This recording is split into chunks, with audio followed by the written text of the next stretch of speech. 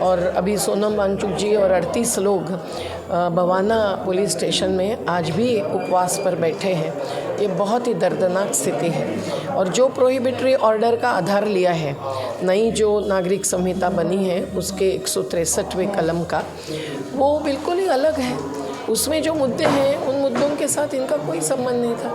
तो जब 144 भी लगता था धारा, तब भी परमिशन मिल सकती थी। कल रात को भी हमने देखा कि कुछ भगवान को लेकर जो यात्रा चली थी, रात को 1:30 बजे भी चिल्ला चोट माइक पर हो रही थी और उसमें भी सैकड़ों लोग चले थे, तो उनको नहीं रोका जाता है। ये बहुत ही गंभीर बात है।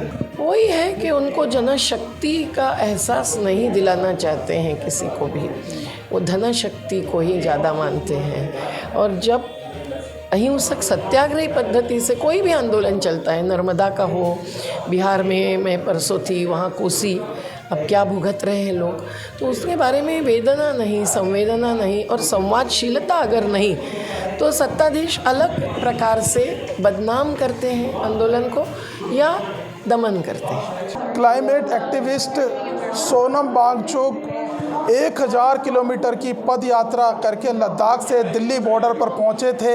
ऐसे में उनको कल रात को सिंघू बॉर्डर से दिल्ली पुलिस ने डिटेन कर लिया है और उनको जो है 2 अक्टूबर को गांधी समाधि राजघाट पर पहुंचना था। ऐसे में अब उनके समर्थन में सामाजिक कार्यकर्ता से लेकर तमाम राजनेता भी उतर गए हैं। इस वक्त मेरे साथ ज़्यादा बातचीत करने के लिए जाने माने सामाजिक कार्यकर्ता मेधा पाटकर जी हैं। मैम, जिस तरीके से 1000 किलोमीटर पैदल यात्रा करके आए और बॉर्डर पर उनको कल रात को डिटेन कर लिया गया, क्या कुछ कहेंगे? सोनम वांगचुक जी अकेले नहीं, उनके साथ एपेक्स कमेटी करके सामूहिक नेतृत्व में ये जो 900 से 1000 किलोमीटर तक की बहुत गंभीर स्थिति में हिमालय का चढ़ उतार के बाद यात्रा करके आए, उनको रास्ते में तो कोई रोका नहीं, कोई खबर नहीं कि प्रोहिबिटरी ऑर्डर्स है दिल्ली में।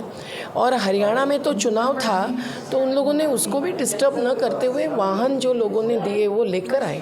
पर दिल्ली पुलिस दिल्ली के बाहर जाकर उन वाहनों में घुसते हैं, वाहनों में बैठते हैं और उनके सामान को भी अलग करते हैं और पुलिस कस्टडियों में अलग अलग जगह भेजते हैं। और अभी सोनम वांगचुक जी और 38 लोग बवाना पुलिस स्टेशन में आज भी उपवास पर बैठे हैं। ये बहुत ही दर्दनाक स्थिति है। और जो प्रोहिबिटरी ऑर्डर का आधार लिया है, नई जो नागरिक संहिता बनी है उसके 163वें कलम का, वो बिल्कुल ही अलग है। उसमें जो मुद्दे हैं उन मुद्दों के साथ इनका कोई संबंध नहीं था। तो जब 144 भी लगता था धारा, तब भी परमिशन मिल सकती थी।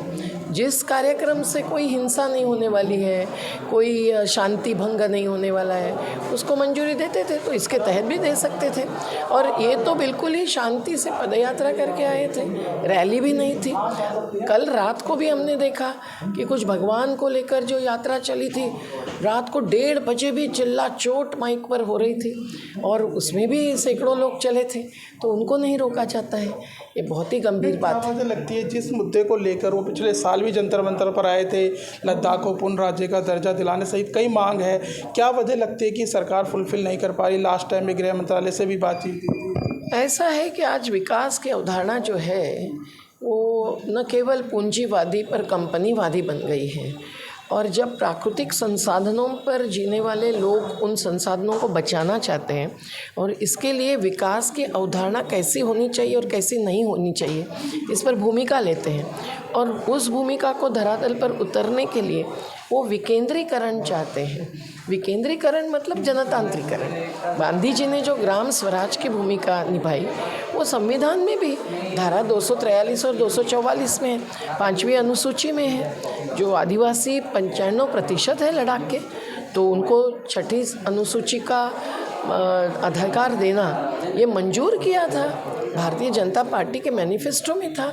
और उनकी कई बार अमित शाह जी जैसे से भी बात हुई है और फिर भी उन्होंने नहीं दिया है। तो उस अधिकार को लेकर वो अड़े हुए हैं, क्योंकि उनको लगता है कि नहीं तो उनका केवल पशुपालकों का चरागाह नहीं, पूरा लद्दाख एक चरागाह बन गया है। दिल्ली आने से पहले भी उन्होंने वहाँ भूख हड़ताल की थी कई दिनों की, कि वहाँ पे उन्होंने कई मुद्दे उठाए थे कि चीन कब्जा कर रहा है, कई सारे मुद्दे हुए। उसके बाद फिर उन्होंने दिल्ली यात्रा की बात करी। बिल्कुल, क्योंकि उनको जवाब नहीं मिला। जब दिल्ली गली तक नहीं पहुंची तो गली को दिल्ली तक आना पड़ता है। क्या लग रहा है मैम, दिल्ली आ पाएंगे? वो आ ही रहे हैं, वो दिल्ली में ही है। राजघाट बॉर्डर पे उनको जाए नहीं जाए, राजघाट जाए नहीं, बॉर्डर पर नहीं रोका है, पुलिस स्टेशनों में डाला दिया है। तो उनको तो राजघाट तक जाने देना चाहिए, आज तत्काल उनके रिहा करना चाहिए। क्या वजह लगती है इसके पीछे रोकने की? वही है कि उनको जनशक्ति का एहसास नहीं दिलाना चाहते हैं किसी को भी। वो धनशक्ति को ही ज़्यादा मानते हैं। और जब अहिंसक सत्याग्रही पद्धति से कोई भी आंदोलन चलता है, नर्मदा का हो, बिहार में मैं परसों थी, वहाँ कोसी, अब क्या भुगत रहे हैं लोग, तो उसके बारे में वेदना नहीं, संवेदना नहीं और संवादशीलता अगर नहीं, तो सत्ताधीश अलग प्रकार से बदनाम करते हैं आंदोलन को या दमन करते हैं। देखिए, हमारे साथ बातचीत करने के लिए थी सामाजिक कार्यकर्ता मेधा पाटकर जी, जिनसे हम बातचीत कर रहे थे। सोनम वांगचुक जो है लद्दाख से 1000 किलोमीटर चलकर वो कल दिल्ली पहुंचने वाले थे, लेकिन उनको सिंघी बॉर्डर पर जो है दिल्ली पुलिस ने जो है डिटेन कर लिया है। और उनकी मांग है कि लद्दाख को पूर्ण राज्य का दर्जा दिलाया जाए, उसके साथ ही जो संविधान की 6ठी सूची में उनको शामिल किया जाए। और भी कई मांग है जिसको लेकर वो लगातार वहाँ पर भी उन्होंने भूख हड़ताल की थी लद्दाख में। और ऐसे में अब वो दिल्ली पहुँचने वाले थे, लेकिन उनको कल रात को डिटेन कर लिया गया।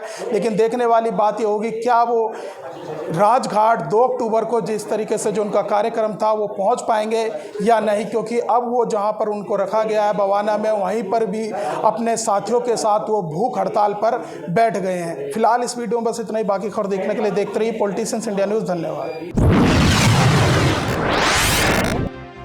अगर आपको हमारा वीडियो अच्छा लगा तो हमारे चैनल को सब्सक्राइब करें, हमारी वीडियो को लाइक करें, शेयर करें और ऐसे ही देश की तमाम बड़ी खबरों के लिए जुड़े रहें पॉलिटिशियंस इंडिया के साथ।